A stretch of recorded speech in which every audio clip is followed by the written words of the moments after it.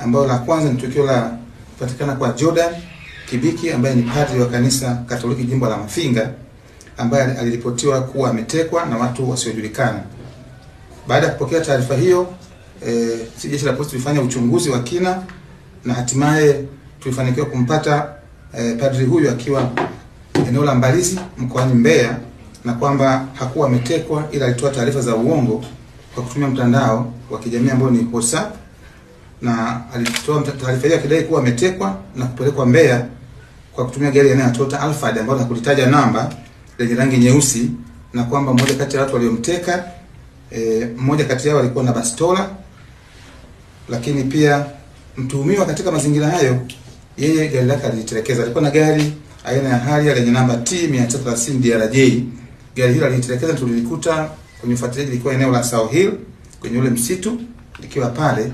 Lakini pia taarifa rasmi ni kwamba baada ya kuwa ametelekeza gari lake hilo, alipanda basi kuelekea Mbeya na kwamba hakuwa ametekwa. Kwa hiyo padri huyu alisababisha taharuki kubwa kwa uongozi wa kanisa, lakini pia amesababisha taharuki kubwa kwa waumini, lakini pia familia yake, lakini na Watanzania kwa ujumla, kwamba watu wanatekwa na wanapelekwa usiojulikana. Lakini sasa taarifa kama hii ni mbaya na inasikitisha sana. Lakini uchunguzi wa ulibaini kuwa padri huyu alikuwa anakabiliwa na madeni makubwa baada ya kukopa fedha kutoka kwa watu mbalimbali na kushindwa kuzirudisha, na kwamba fedha hizo alikuwa akizitumia kufanya biashara mtandaoni kupitia kampuni iitwayo eBay. Kwa hiyo tunakamilisha upelelezi wa shauri hili na tutafikisha mahakamani kujibu tuhuma hii ya kutoa taarifa ya uongo na kuleta taharuki kwa watu kwenye kupitia mtandao.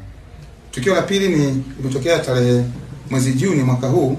Tulifanikiwa kuwakamata watuhumiwa 5 kwa tuhuma za utakatishaji fedha kwa njia ya udanganyifu kupitia mwamvuli wa dini. Miongoni mwao alikuwa ni Yannick Mbombo Sele ambaye ni raia wa Kongo na mchungaji wa kanisa la Ebenezer Restoration Ministry for All Nations tawi la Iringa. Mchungaji huyu alikuwa akiwaaminisha wananchi kutoka maeneo mbalimbali kwamba yeye anaweza kufanya uponyaji ambao wa maradhi mbalimbali, lakini alikuwa anatumia uongo. Wanachukua watu wanakwenda kuwafundisha huko Dar es Salaam, wengine wanafundisha kuwa vilema, wengine wanafundisha kuwa matahira, ili wakija pale kanisani basi wanaonekana kwamba baada ya kufanywa hiyo huduma amewaponya, lakini ilikuwa ni uongo. Uchunguzi ulifanya jeshi la polisi ulibaini kuwa mtuhumiwa Yannick alikuwa akitapeli waumini kwa madai ya kuwa ana uwezo wa kufanya miujiza ya uponyaji, madai ambayo hayakuwa ya kweli.